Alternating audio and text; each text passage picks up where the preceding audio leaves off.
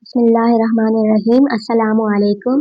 आज की वीडियो में हम बीएसएन सेकंड सेमेस्टर का F1 का unit concept of health promotion पर डिटेल से डिस्कशन करेंगे। इस वीडियो को जो है लेक्चर को बनाया गया है मैडम अफरोजा ज़ीशान जो institute of nursing and midwifery की लेक्चरार है। तो हम इस वीडियो को अपने एग्जाम पर्पस के लिए बहुत अच्छे से हर एक चीज़ को डिस्कस करेंगे आज की वीडियो में। वीडियो को लाइक करना है, चैनल को ज़रूर सब्सक्राइब करना है, बेल आइकन को प्रेस करना है ताकि आने वाली वीडियोस की नोटिफिकेशन आपको मिलती रहे। इस सेशन के ऑब्जेक्टिव्स क्या हैं? By the end of this session students will be able to, इस सेशन के एंड में हम क्या समझ लेंगे, explain the relationship of individuality and holism to nursing practice. Nursing practice के अंदर इंडिविजुअलिटी क्या होता है और हॉलिज्म क्या होता है और इन दोनों का आपस में क्या रिलेशनशिप है, इसको हम डिटेल से पढ़ेंगे। इस four main characteristic of homeostatic mechanism, homeostasis क्या होता है और इसकी खसूसियात क्या होती हैं इंसान की हेल्थ के लिए, उसको पढ़ेंगे। Differentiate health promotion from health protection और इलनेस प्रिवेंशन। हेल्थ प्रमोशन क्या है, हेल्थ प्रोटेक्शन और इलनेस प्रिवेंशन, इन तीनों में क्या फर्क होता है इसको डिस्कस करेंगे। और plan care for the patient by utilising functional health patterns, हमारे पास इस वीडियो में कुछ मॉडल्स हैं, उन मॉडल को फॉलो करते हुए हम किस तरह से पेशेंट की केयर प्लान बना सकते हैं और पेशेंट की इंडिविजुअलिटी और हॉलिज्म को साथ लेकर चलते हुए। तो वीडियो बहुत इंटरेस्टिंग है, टॉपिक काफ़ी मज़े का है। तो स्टार्ट करते हैं हम अपने टॉपिक को। सबसे पहले तो हमें हर एक चीज़ की टर्म्स पता होनी चाहिए, जैसे कि हमने पढ़ना है इंडिविजुअलिटी और हॉलिज्म के बीच के फर्क का रिलेशनशिप नर्सिंग प्रैक्टिस में। उसके लिए हमें इंडिविजुअलिटी और हॉलिज्म का पता होना बहुत ज़रूरी है। तो कॉन्सेप्ट ऑफ इंडिविजुअलिटी का क्या कॉन्सेप्ट है, इंडिविजुअलिटी क्या होती है? Each person is unique in physical, emotional and spiritual dimension.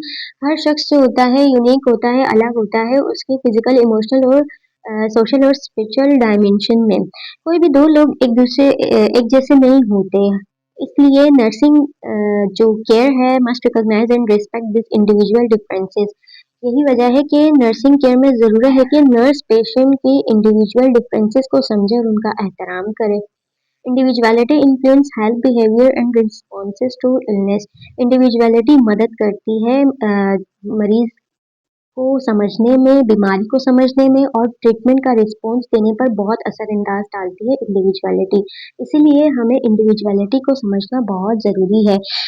यानी कि पेशेंट जो है अपनी बीमारी पर मुख्तलिफ रिएक्शन देता है, इसलिए केयर सेम नहीं होनी चाहिए। हर एक पेशेंट को जो केयर दे रहे हैं वो नहीं होनी चाहिए, बल्कि पेशेंट सेंटर्ड होनी चाहिए।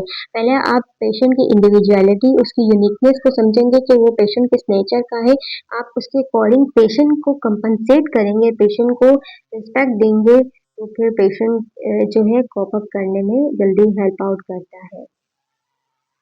हॉलिज्म इन नर्सिंग, हॉलिज्म क्या होता है? इंडिविजुअलिटी यूनिकनेस है किसी पर्सन की, यूनिक चेंजेस हैं, इमोशनल हो जाए, फिजिकल हो, सोशल हो या स्पिरिचुअल हो। हॉलिज्म क्या है? एक ही पर्सन के अंदर ओवरऑल चीज़ों को लेकर चलना। एक पर्सन है, उसका होल बॉडी भी, उसकी माइंड भी, उसकी स्पिरिट भी। तो ये हमारे पास हॉलिज्म में आता है।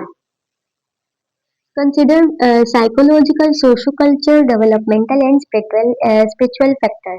अब एक पर्सन है, उसकी सिर्फ फिजिकल केयर पर फोकस करना नहीं होना चाहिए, जैसे कि जस्ट मेडिसिन एडमिनिस्टर करना या डॉक्टर ऑर्डर्स फॉलो करना, जस्ट यहाँ तक केयर, नर्सिंग केयर महदूद नहीं होनी चाहिए, बल्कि पेशेंट को psychologically, socio culturally, developmental and spiritual factors के साथ लेकर चलना हॉलिज्म कहलाता है। हॉलिज्म प्रमोट करता है wellness and balance rather than treating symptoms alone. Promote करता है वेलनेस। हॉलिज्म का मकसद ही यही होता है कि सिर्फ सिम्टम्स को ट्रीट करना नहीं, बल्कि ओवरऑल वेलनेस को बैलेंस में रखना। पेशेंट को काउंसलिंग के ज़रिए पेशेंट को जो है मेंटली भी स्टेबल करना है, पेशेंट के कल्चर को और पेशेंट की स्पिरिचुअलिटी को रिस्पेक्ट करते हुए पेशेंट को जो है आपने सोशो कल्चरल स्पिरिचुअल फैक्टर्स को लेकर चलते हुए पेशेंट को केयर प्रोवाइड करनी है। तो हॉलिज्म में जो है फिर ओवरऑल आ जाता है पेशेंट का mind, spirit, body, overall patient की नीड आ जाती है। तो पेशेंट को जस्ट केयर नहीं देनी है, ट्रीटमेंट सिम्टम्स को ही ट्रीट नहीं करना, बल्कि पेशेंट की हॉलिज्म को भी आपको फॉलो करना है। अभी हमने देख लिया इंडिविजुअलिटी क्या होता है और हॉलिज्म क्या होता है। अब हम इनके बीच में रिलेशनशिप को देखेंगे। Relationship between individuality and holism. Individualism and holism are not mutually exclusive but are two complementary perspectives in nursing that are integrated to provide patient-centered care. Holism, where the person as a whole being with interconnected biological, psychological, social, and spiritual dimensions, where the whole is greater than is the sum of its parts. Individualism acknowledges that each person is a unique individual with their own specific needs, preferences, and experiences. Therefore, holistic nursing requires treating the patient as an individual within a larger interconnected system. अब individualism और हॉलिज्म एक दूसरे के opposite नहीं है। ये क्या है ना, आर नॉट म्यूचुअली एक्सक्लूसिव, मतलब कि ये एक दूसरे के ऑपोजिट नहीं है बल्कि एक दूसरे को कॉम्प्लीमेंट करते हैं। Are two complementary perspectives in nursing. Nursing में दोनों को मिलकर यूज किया जाता है ताकि पेशेंट सेंटर्ड केयर दी जा सके। हॉलिस्टिक नजरिया ये मानता है कि पूरा इंसान अपने हर हिस्से से ज्यादा अहम होता है। ये जो वर्ड बोल रहा है ना, whole greater than sum of its part, इसका मतलब ये है कि पूरा इंसान अपने हिस्से से ज्यादा अहम होता है। ये मतलब ये नहीं कि अगर एक पेशेंट को एक जगह पर इंजरी हुई है तो पेशेंट सिर्फ उसका फोकस सिर्फ उस इंजरी पर है। तो पेशेंट ओवरऑल जो है खुद को अपनी उस एक पार्ट, उस एक इंजर से ज्यादा इम्पोर्टेंट समझता है। तो आपका भी, नर्स का भी काम यही है कि जस्ट उस इंजरी को हील करना नहीं बल्कि पेशेंट को हॉलिज्म ओवरऑल लेकर चलना, ओवरऑल इम्पोर्टेंस देना। इंडिविजुअलिज्म ये मानता है कि हर पेशेंट यूनिक होता है, इसकी नीड, पसंद, कल्चर और एक्सपीरियंस दूसरों से मुख्तलिफ होते हैं। इसीलिए हॉलिस्टिक नर्सिंग केयर तभी होती है जब पेशेंट को इंडिविजुअल भी समझा जाए। तो ये रिलेशनशिप होता है आपका इंडिविजुअलिज्म और इंडिविजुअलिटी और हॉलिज्म के बीच। पेशेंट को इंडिविजुअल समझना और उसको हॉलिस्टिक केयर प्रोवाइड करना ही बेस्ट नर्सिंग केयर होती है। नर्सिंग प्रैक्टिस में ज़रूरी ये है कि हर पेशेंट की पर्सनल वैल्यूज़, कल्चर और लाइफस्टाइल को समझें और उनका रिस्पेक्ट किया जा सके। हॉलिज्म प्रोवाइड द फ्रेमवर्क, ये केयर का ओवरऑल स्ट्रक्चर देता है, यानी केयर को पेशेंट की पर्सनल नीड के मुताबिक बताता है। Holism, individualism provide the focus. Individualism जो है वो फोकस पर बताती है कि पेशेंट क्या है, वो पेशेंट के बारे में सिर्फ पेशेंट पर फोकस करता है कि पेशेंट की यूनिकनेस क्या है। इंटरडिपेंडेंस एंड इंटरेक्शंस, दोनों एक दूसरे पर डिपेंड करते हैं और एक दूसरे से इंटरेक्ट करते हैं। इंडिविजुअलिटी और होलिज्म का बहुत डीप कनेक्शन है, दोनों ही एक दूसरे पर डिपेंड करते हैं और दूसरे के साथ लिंक करते हैं, इंटरेक्ट करते हैं। Holistic care is patient centred. Holistic care बताता है कि पेशेंट को कैसे केयर देनी है, ओवरऑल पेशेंट की बेसिक नीड को कैसे फुलफिल करना है। आई होप कॉन्सेप्ट क्लियर होगा कुछ। Application to nursing practice. Nursing practice में इसको कैसे अप्लाई करना है। Assess each patient personal value, cultural and lifestyle. Nursing practice में ज़रूरी है कि पेशेंट की पर्सनल वैल्यूज़, कल्चर और लाइफस्टाइल को समझना और रिस्पेक्ट किया जाए, उसके अकॉर्डिंग केयर दी जाए। Provide culturally competent and person centred care. Nursing में पर्सन सेंटर्ड केयर का एक और इम्पोर्टेंट हिस्सा ये है कि पेशेंट को अपनी केयर में इन्वॉल्व किया जाए। Encourage participation of patient and family in care decision. इसका मतलब ये है कि आप जो है पेशेंट को भी अपनी केयर में पेशेंट के साथ इतना अच्छा ट्रीट, इतना अच्छा बिहेवियर रखें, इतने फ्रेंडली हो जाएं कि पेशेंट को आप काउंसलिंग करें, पेशेंट को फिजिकली नहीं, उसे मेंटली भी और साइकोलॉजिकली भी अपने साथ लेकर चलें ताकि पेशेंट अपनी केयर में खुद इन्वॉल्व हो। और साथ में अपने फैमिली को भी केयर डिसीजन में शामिल करना है, फैमिली की भी काउंसलिंग करनी है केयर डिसीजन में कि इस तरीके से केयर प्रोवाइड करनी है जो पेशेंट के लिए बेहतर है।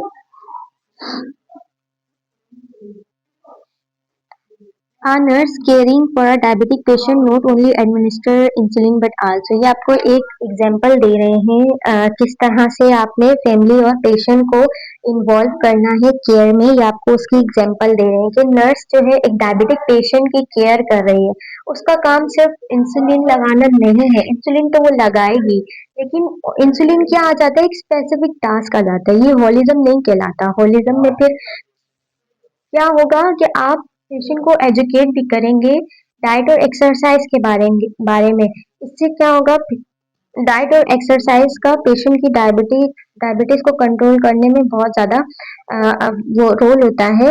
आप पेशेंट को एजुकेट करेंगे डाइट प्लान के बारे में और एक्सरसाइज की इम्पोर्टेंस बताएंगे। एड्रेस इमोशनल स्ट्रेस, पेशेंट अगर किसी इमोशनल स्ट्रेस में है तो आप उसको असेस करने की, उसे समझने की कोशिश करेंगे। Consider family support and cultural food preferences. Family support, family को भी आपने सपोर्ट करनी है, और अगर आप पेशेंट को, एक डायबिटिक पेशेंट है और उसको आप डाइट की एजुकेट कर रहे हैं, तो उनकी कल्चरल फूड प्रेफरेंसेस मतलब कि जो चीज़ें उन्हें अलाउ नहीं है उनके कल्चर में खाने के लिए, तो आप वो गाइड नहीं करेंगे। पेशेंट के कल्चर को भी आपने रिस्पेक्ट करना है, ये हॉलिज्म कहलाता है। और ये आपके पास बेस्ट प्रैक्टिस एग्जाम्पल है प्रैक्टिस में कि आप किस तरह से पेशेंट और फैमिली को भी अपने साथ केयर में इन्वॉल्व कर सकते हैं। Definition of homeostasis. होम्योस्टेसिस क्या होता है? Homeostasis is the body ability to maintain internal stability despite external changes. Homeostasis जो होम्योस्टेसिस का मतलब ये होता है कि एक्सटर्नल इन्वायरमेंट में कोई भी चेंज आ जाए, बॉडी खुद को इंटरनली स्टेबल करने की, बैलेंस रखने की कोशिश करती है, इसे होम्योस्टेसिस कहते हैं। It ensure balance and optimal functioning of body system. ये जो है बॉडी के सिस्टम को बैलेंस में रखना होता है, होम्योस्टेसिस कहलाते हैं। फॉर एग्जांपल, बाहर अगर कोई भी चेंज आ जाए, टेम्परेचर में चेंज आ जाए, अगर टेम्परेचर ज़्यादा हो जाए तो बॉडी जो है वो अपना अंदर की टेम्परेचर को मेंटेन करने के लिए क्या करती है, स्वेटिंग प्रोड्यूस करती है ताकि बॉडी से हीट, एक्स्ट्रा हीट बाहर निकले और कूलिंग इफेक्ट मिले। अगर बाहर ठंड होती है बाहर के इन्वायरमेंट में, तो बॉडी शिवर करती है ताकि बॉडी के अंदर हीट जनरेट हो और इंटरनल इन्वायरमेंट स्टेबल रहे। तो बाहर इन्वायरमेंट जैसा भी हो, बॉडी खुद को अंदर इंटरनल इन्वायरमेंट को मेंटेन बैलेंस में रखने की कोशिश करती है, इसे हम होम्योस्टेसिस कहते हैं। Example of homeostatic process. Homeostatic process की कुछ एग्जाम्पल्स दी हुई हैं कि होम्योस्टेटिक प्रोसेस क्या होते हैं। रेगुलेशन ऑफ बॉडी टेम्परेचर, अभी हमने बात कही कि बॉडी टेम्परेचर को किस तरह से रेगुलेट करता है, इंटरनल इन्वायरमेंट को मेंटेन करने के लिए, इंटरनल टेम्परेचर को मेंटेन करने के लिए। ब्लड ग्लूकोज कंट्रोल रहता है, कैसे कंट्रोल रहता है? ब्लड ग्लूकोज, अगर ग्लूकोज का लेवल ब्लड में ज़्यादा हो जाए तो इंसुलिन, जो पेंक्रियाज है वो इंसुलिन, बीटा पेंक्रियाज में जो बीटा सेल्स हैं वो इनको इंसुलिन सिक्रेट करते हैं, और इंसुलिन ब्लड ग्लूकोज को फिर नॉर्मल कर लेता है बॉडी में यूटिलाइज करवा के। Fluid and electrolyte balance. Fluid और इलेक्ट्रोलाइट बैलेंस भी मेंटेन, हमारा जो रीनल सिस्टम होता है वो फ्लूइड और इलेक्ट्रोलाइट को बैलेंस करने में अपना काम परफॉर्म कर रहा होता है। Blood pressure regulation, blood pressure regulate होता है, जैसे कि ब्लड प्रेशर अगर कम हो जाए बॉडी में ब्लड का प्रेशर, तो हार्ट रेट फौरन तेज हो जाता है ताकि बॉडी में ब्लड का सप्लाई ना रुके, ब्लड का सप्लाई प्रॉपर पहुंचता रहे। तो ये हमारी कुछ एग्जांपल्स हैं जो इस बॉडी को इंटरनली बैलेंस रखती है होम्योस्टेटिक प्रोसेस में। Four characteristic of homeostatic mechanism. ये हमारे पास चार खसूसियात हैं होम्योस्टेटिक मैकेनिज्म। इन तरीकों से फॉलो करता है होम्योस्टेटिक। नंबर वन पर है self regulating. Self regulating adjust automatically to maintain stability. इसमें क्या होता है कि होम्योस्टेटिक का ये वो सिस्टम है जो ऑटोमेटिकली खुद एडजस्ट करता है बॉडी को इंटरनल बैलेंस मेंटेन करने के लिए। इसलिए हमें खुद से कोई जो है सोचना नहीं पड़ता, खुद से ही इंटरनल स्टेबिलिटी आ जाती है। जैसे कि अभी हमने बात की कि बॉडी टेम्परेचर अगर ज़्यादा होता है बाहर इंटरनल एक्सटर्नल इन्वायरमेंट में, तो बॉडी के या एक्सटर्नल इन्वायरमेंट में ज़्यादा होता है तो इंटरनल भी टेम्परेचर बढ़ जाता है, तो फिर बॉडी इंटरनल टेम्परेचर को मेंटेन करने के लिए स्वेटिंग प्रोड्यूस करती है। स्वेटिंग के जरिए एक्स्ट्रा हीट बॉडी की बाहर निकल जाती है और कूलिंग इफेक्ट मिलता है। तो ये सेल्फ रेगुलेटिंग, ये प्रोसेस हम नहीं कर रहे हैं, हम सोच रहे नहीं है कि हमें गर्मी लगेगी तो हम पसीने को प्रोड्यूस करें। ये खुद से ही ऑटोमेटिकली मेंटेन होता है स्टेबिलिटी को मेंटेन करने के लिए। नंबर सेकंड पर है compensatory system, counteract change in the body. अभी इसमें क्या होता है कि अगर बॉडी में कोई इम्बैलेंस हो जाए तो जिस्म कंपनसेशन करता है, यानी कि दूसरे तरीकों से बैलेंस वापस लाता है।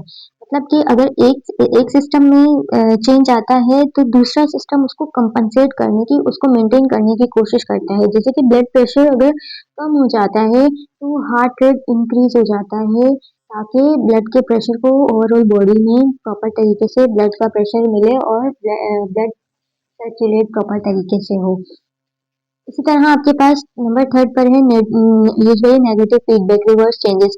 आपके पास जो है होम्योस्टेसिस में नेगेटिव और पॉजिटिव फीडबैक होते हैं, लेकिन ज़्यादातर जो होता है वो नेगेटिव फीडबैक होता है। ये नेगेटिव फीडबैक इसमें बॉडी हमेशा चेंज के ऑपोजिट रिएक्शन करती है ताकि नॉर्मल स्टेट वापस आ जाए। जैसे कि शुगर ज़्यादा हो तो इंसुलिन रिलीज होता है शुगर को कम करने के लिए। एक चीज़ ज़्यादा हो रही है जो नुकसान दे रही है उसको वापस रिवर्स किया जाए, या एक चीज़ कम हो रही है उसे बढ़ाया जाए, तो रिवर्स करना, रिवर्स चेंज नेगेटिव फीडबैक होता है। तो ये इन सब चीज़ों के लिए हम सोचते नहीं हैं, इंटरनली खुद ब खुद ये चेंजेस आ रहा होता है ताकि इंटरनल जो इन्वायरमेंट है वो बैलेंस रहे। नंबर 4 पर क्या है, requires coordination of multiple body systems. इसमें क्या होता है, दो सिस्टम एक साथ मिलकर काम करते हैं, जैसे कि नर्वस सिस्टम और एंडोक्राइन सिस्टम। कोई स्टिमुलस एक्सटर्नल आता है तो एंडोक्राइन सिस्टम जो है उसे सेंस करता है, और जो एंडोक्राइन सिस्टम सिग्नल्स भेजता है हार्मोन्स के ज़रिए। तो नर्वस सिस्टम और एंडोक्राइन सिस्टम दोनों मिलकर जो है होम्योस्टेसिस में अपना काम परफॉर्म कर होते हैं। इसी तरह जो हमारा सर्कुलेटरी सिस्टम है उसमें हमारे पास कार्डियोवैस्कुलर सिस्टम और रेस्पिरेटरी सिस्टम दोनों मिलकर काम करते हैं। तो ये हमारे पास चार जो है होम्योस्टेटिक मैकेनिज्म की खसूसियात हैं। इन तरीकों से होम्योस्टेसिस मेंटेन रहता है बॉडी के अंदर। तो होम्योस्टेसिस भी हमने पढ़ लिया, उसकी कैरेक्टरिस्टिक्स भी पढ़ ली। Importance to nursing practice. अब क्या है, नर्सिंग प्रैक्टिस में होम्योस्टेसिस की क्या इंपॉर्टेंस होती है। Help nurses understand patient response to illness और stress, guide assessment and intervention to restore balance. Homeostasis nursing practice में हेल्प करता है पेशेंट के रिस्पॉन्स को समझने, नर्सिंग असेसमेंट और इंटरवेंशन प्लान करने और बैलेंस को रिस्टोर करने में हेल्प करता है। किस तरह, example, monitoring fluid intake and output to maintain hydration. Nurse जो है आयो चार्ट मेंटेन करता है कि पेशेंट कितना इनटेक कर रहा है और कितना आउटपुट आ रहा है। तो उसके अकॉर्डिंग अगर पेशेंट को नर्स को लगे कि पेशेंट डिहाइड्रेशन में जा रहा है तो फिर पेशेंट नर्स जो है पेशेंट को फ्लूइड लगाता है, फ्लूइड में देकर पेशेंट की डिहाइड्रेशन को वापस बैलेंस में ले आता है। तो इस तरह से आपके पास नर्सिंग में इसकी अहमियत है, इम्पोर्टेंस है। Disturbance in homeostasis. होम्योस्टेसिस अगर डिस्टर्ब हो जाए तो क्या होता है। Illness occurs when homeostasis fails, nurses intervenes to assess body compensatory mechanism. इसमें जो है बीमार अगर होम्योस्टेसिस फेल हो जाए तो डिजीज आ जाती है, बीमारी आ जाती है। किस तरह से, मिसाल के तौर पर डायबिटीज में क्या होता है, आरबीसीज का बैलेंस कम हो जाता है तो मैकेनिज्म फेल हो, आरबीसीज का बैलेंस अगर डिस्टर्ब हो जाए तो मैकेनिज्म फेल हो जाता है। सम टाइम क्या होता है कि बीटा सेल्स जो है वो इंसुलिन की प्रोडक्शन नहीं कर पा रहे होते, तो फिर शुगर मेंटेन नहीं हो पाता, मतलब होम्योस्टेसिस इंटरनली मेंटेन नहीं होता तो पेशेंट फिर डायबिटिक हो जाता है।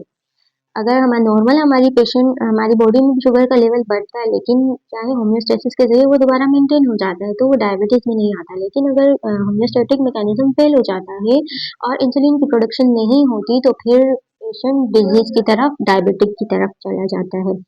इसी तरह जो है नर्स का काम क्या है, बॉडी के कंपनसेटरी मैकेनिज्म को सपोर्ट करना ताकि बैलेंस वापस आ जाए।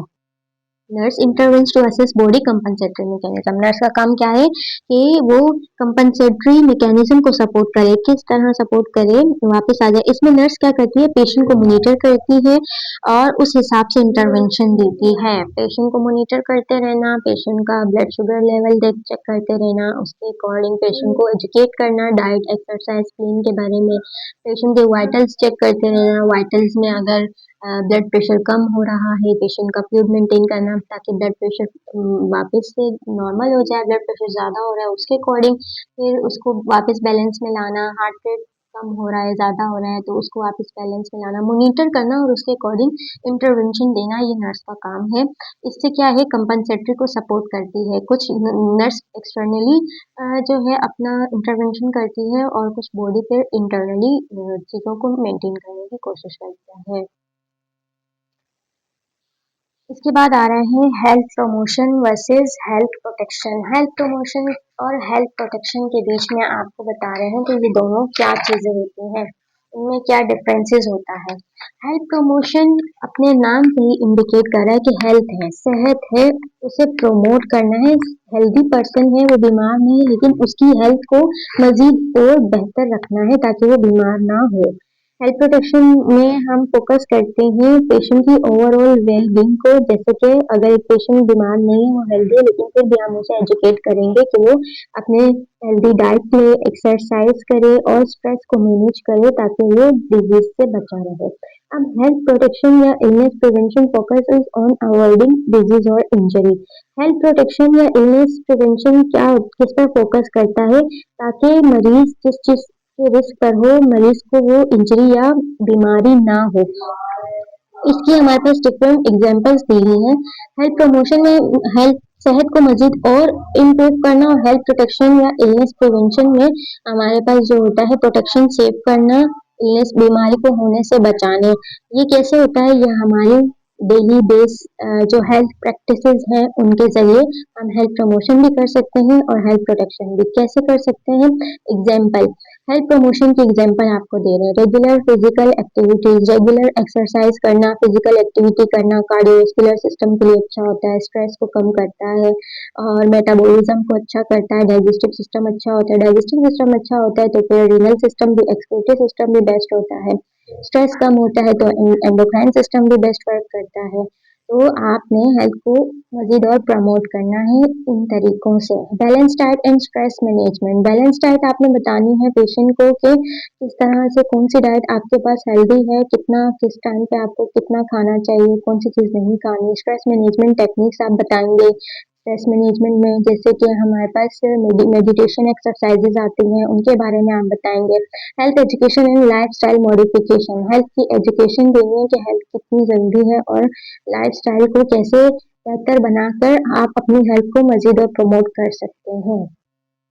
इसी तरह आपके पास हेल्थ प्रोटेक्शन या इलनेस प्रिवेंशन की भी एग्जांपल दी हुई है। प्रोटेक्शन और प्रिवेंशन की बात आ रही है तो मतलब कि बीमारी को होने से बचाना या इंजरीज को होने से बचाना। तो इसकी एग्जांपल में आपके पास इम्यूनाइजेशन आ जाता है। इम्यूनाइजेशन में हमारे पास वैक्सीनेशन आती है। वैक्सीनेशन हमें काफ़ी जो है life threatening communicable infectious diseases से बचाने के लिए वैक्सीनेशन का प्रोसेस किया जाता है, वैक्सीन लगाई जाती है ताकि लाइफ में जो है ये डिजीजेस ना हो, क्योंकि ये डिजीजेस ऐसी होती हैं जो कम्युनिकेबल होती है, एक पर्सन से दूसरे पर्सन को लगती है। तो जो पर्सन वैक्सीनेट होता है तो वो फिर प्रिवेंट रहता है, वो फिर जल्दी उसकी इम्यूनिटी स्ट्रांग रहती है, वो जल्दी उस डिजीज को नहीं परसीव करता, रिसीव करता। Use of seat belt and helmet, seat belt और हेलमेट का यूज करना आपको इंजरीज से बचाता है, एक्सीडेंटल जो केसेस हैं उनसे बचाता है, ट्रॉमा से बचाता है। Regular health screening and hygiene practices, regular health screening में आपको अपनी इन्वेस्टिगेशन करवानी चाहिए, जैसे सीबीसी हो गया, आपकी जो वायरल इन्फेक्शन होते हैं आपको स्क्रीनिंग करवानी चाहिए ताकि अगर कोई मसला हो तो अर्ली डिटेक्ट हो जाए और उसे हैंडल किया जा सके। और हाइजीन प्रैक्टिसेस आती हैं, हाइजीन प्रैक्टिसेस भी कम्युनिकेबल डिजीजेस से बचाती हैं, माइक्रो ऑर्गेनिज्म को बॉडी में इंटर होने से बचाती हैं, इन्वायरमेंट को, बॉडी को क्लीन करने में हेल्प आउट करती हैं। तो ये है आपके पास हेल्थ प्रमोशन, हेल्थ प्रोटेक्शन की डिफरेंसेस। अब यहाँ आपके पास कंपैरिजन टेबल भी दे दिया है तीन चीजों का, health promotion, health protection, illness prevention, progression. अपने नाम से ही इंडिकेट कर रहा है ना, हेल्थ प्रमोट, तो हेल्थ को मजीद और प्रमोट करना, इनहेंस वेलनेस, वेलनेस को बढ़ाना, इनहेंस करना, उसकी प्रैक्टिस, उसकी एग्जाम्पल्स हमने देख ली हैं। हेल्थ प्रोटेक्शन, प्रिवेंट इलनेसेस, मतलब कि बीमारियों को होने से बचाना, इंजरीज को होने से बचाना हेल्थ प्रोटेक्शन में आता है। और हेल्थ प्रिवेंशन क्या होता है, हेल्थ प्रिवेंशन का मतलब है स्टॉप डिजीज प्रोग्रेस, मतलब कि पेशेंट अब बीमारी में आ चुका है तो उस बीमारी को मजीद और बढ़ने से बचाने के लिए जो हम इंटरवेंशन, जो प्रैक्टिसेस करते हैं उसे इलनेस प्रिवेंशन कहा जाता है। Role of nurse in health promotion, nurse का क्या रोल होता है हेल्थ प्रमोशन में। Educate individual and families about healthy habits, आपने हर एक इंडिविजुअल पेशेंट और फैमिली को हेल्दी हैबिट्स के बारे में एजुकेट करना है। देखिए अगर आप हॉस्पिटल में हैं तो नर्स और फैमिली मेंबर्स जो भी हैं, आप जो आउटसाइडर हैं वो आप पर बहुत ज़्यादा ट्रस्ट करते हैं, तो कम्युनिकेशन इंसान को बहुत ज़्यादा चेंज करती है। अगर आप एक अच्छी एजुकेशन देंगे तो नर्स या कोई भी पर्सन उसको ज़रूर फॉलो करेगा। अगर आप उसकी आने वाली कॉम्प्लिकेशंस के बारे में बता दें या उससे बचाव के तरीके बता दें, तो नर्स और फैमिली मेंबर्स ज़रूर उन हैबिट्स को फ़ॉलो करेंगे। तो आपने अपना रोल परफॉर्म करना है एजुकेटर के फॉर्म में, एजुकेट करना है इंडिविजुअल्स और फैमिलीज को हेल्दी हैबिट्स के बारे में। Advocate for community health programmes, community health programmes के लिए आपने एडवोकेसी करनी है, वकालत करनी है कि कम्युनिटी हेल्थ प्रोग्राम्स अरेंज करवाए जाएं जिसमें पेशेंट को हेल्थ असेसमेंट और पेशेंट को हेल्थ एजुकेशन प्रोवाइड की जाए। Motivate behaviour change and self care responsibility, patient के आपने बिहेवियर को चेंज करने के लिए पेशेंट को मोटिवेट करना है ताकि वो खुद की केयर करने की जिम्मेदारी में खुद को जो है वो इन्वॉल्व करे, ताकि पेशेंट खुद से अपना ख्याल रखने की कोशिश करे। आपने पेशेंट को इतना मोटिवेट करें। Functional health pattern Gordon model, ये हमारी एंडिंग अख्ताम है, अख्ताम हमारी गॉर्डन मॉडल पर हो रही है। गॉर्डन मॉडल क्या होता है? ये framework for comprehensive nursing assessment है, help organize data and plan individualized care include 11 categories of health pattern. Gordon का जो फंक्शनल हेल्थ पैटर्न मॉडल है, ये नर्सिंग असेसमेंट का फ्रेमवर्क होता है जो कॉम्प्रिहेंसिव केयर देने में हेल्प करता है। इस मॉडल से नर्स पेशेंट की हेल्थ को ऑर्गेनाइज कर सकती है और इंडिविजुअलाइज्ड केयर प्लान करना इजी हो जाता है। मतलब कि ये 11 कैटेगरीज दी हुई हैं, 11 स्टेप दिए हुए हैं पेशेंट की हेल्थ को असेस करने के और उसके अकॉर्डिंग इंटरवेंशन प्रोवाइड करने के। गॉर्डन ने अपने मॉडल में ये 11 स्टेप्स दिए हुए हैं, तो आपने इन 11 स्टेप्स को सीक्वेंस से याद रखना है और इन 11 स्टेप्स को फॉलो करते हुए हम पेशेंट की होलिस्टिक केयर पे पहुंच जाते हैं। पेशेंट के ओवरऑल केयर पे हम असेस कर लेते हैं, अपना एक केयर प्लान बना लेते हैं, असेसमेंट निकाल लेते हैं, उसके हिसाब से फिर डायग्नोज और इंटरवेंशन केयर प्लान बना लेते हैं। तो गॉर्डन का ये आपके पास पूरा फॉर्म है। इस फॉर्म को तो हम नहीं देखेंगे, लेकिन हम ये फंक्शनल हेल्थ पैटर्न को समझेंगे ज़रूर। 11 फंक्शनल हेल्थ पैटर्न्स हैं, इनको आपने ऐसे ही याद करना है। मतलब कि पहले अगर हेल्थ परसेप्शन है तो हेल्थ परसेप्शन ही आपने पहले करनी है, फिर आपने न्यूट्रिशनल मेटाबॉलिक के बारे में असेसमेंट करना है। ये असेसमेंट पैटर्न फॉर्म है आपके पास। आप पेशेंट के पास गए, सबसे पहले आप एमसीपी में क्या करते हैं, असेसमेंट करते हैं ना। तो असेसमेंट में आपने इन 11 चीज़ों को एक एक करके असेस करना है। सबसे पहले आप किसके बारे में पूछते हैं, हेल्थ परसेप्शन और हेल्थ प्रमोशन के बारे में पूछते हैं। हेल्थ परसेप्शन क्या होता है, पेशेंट की हेल्थ का परसेप्शन करना और हेल्थ प्रैक्टिसेस को जो है समझना कि पेशेंट की अपनी हेल्थ जो प्रैक्टिसेस है वो क्या है। अब इसमें आपके पास क्या आ जाता है, पेशेंट की कंप्लाइंस आ जाती है, मेडिकल कंप्लाइंस का आपको पता चल जाता है। मेडिकल कंप्लाइंस क्या होती है, पेशेंट को अगर एक बीमारी होती है और वो डॉक्टर के पास जाता है, तो जो डॉक्टर उसे केयर देता है, ट्रीटमेंट देता है, तो सम टाइम पेशेंट ऐसा करते हैं कि ट्रीटमेंट जैसे कि डॉक्टर ने ट्रीटमेंट दी 10 डेज की या 5 डेज की, तो पेशेंट 2 डेज मेडिसिन लेता है और 2 डेज मेडिसिन लेने के बाद वो कहता है अब मैं ठीक हो गया और मुझे मेडिसिन की नीड नहीं है, जबकि वो जो मेडिसिन थी वो 5 डेज लेनी लाजमी थी, लेकिन पेशेंट ने जस्ट 2 डेज ही ली। तो ये पेशेंट की पुअर जो है मेडिकल कंप्लायंस होती है। कंप्लायंस मतलब कि वो अपनी जो मेडिसिन है, अपनी केयर है, वो वक्त पर नहीं ले रहा और पूरे अच्छे तरीके से नहीं ले रहा, तो ये भी फिर हेल्थ पर अफेक्ट डालती है। हेल्थ परसेप्शन आपने करनी है, पेशेंट की हेल्थ मैनेजमेंट देखनी है, पेशेंट की हेल्थ को परसीव करना है कि पेशेंट अपने लिए कंप्लायंस कैसे रखता है अपनी बीमारी को लेकर।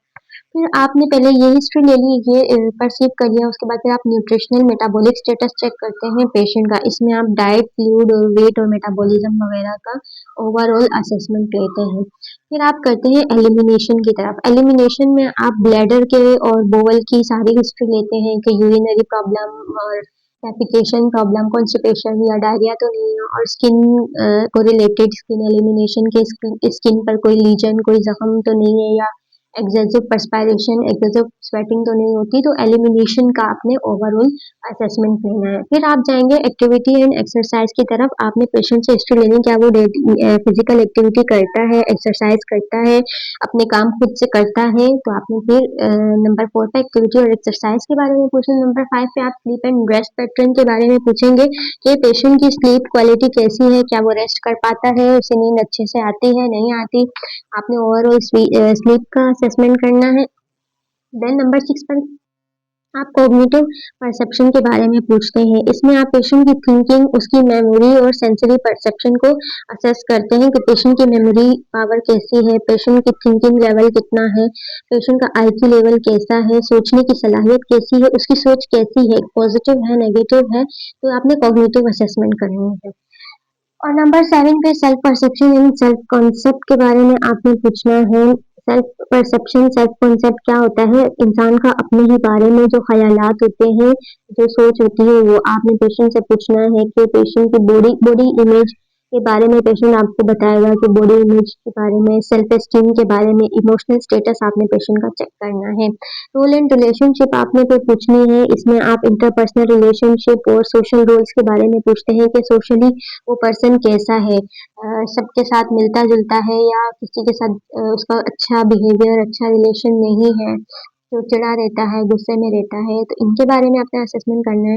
नंबर 9 पे आपने पेशेंट की सेक्सुअलिटी और रिप्रोडक्टिव हेल्थ के बारे में पूछना है। सेक्सुअल फंक्शन और रिप्रोडक्टिव हेल्थ कैसा है पेशेंट का। नंबर 10 पर फिर आप कोपिंग और स्ट्रेस टॉलरेंस के बारे में पूछते हैं कि पेशेंट का कोपिंग मैकेनिज्म कैसा है, अगर पेशेंट पर स्ट्रेस आ जाए तो वो स्ट्रेस को किस तरह से मैनेज करता है, उसका स्ट्रेस टॉलरेंस लेवल कितना है। और फिर 11 पे आप पूछते हैं पेशेंट के वैल्यू और बिलीव्स के बारे में।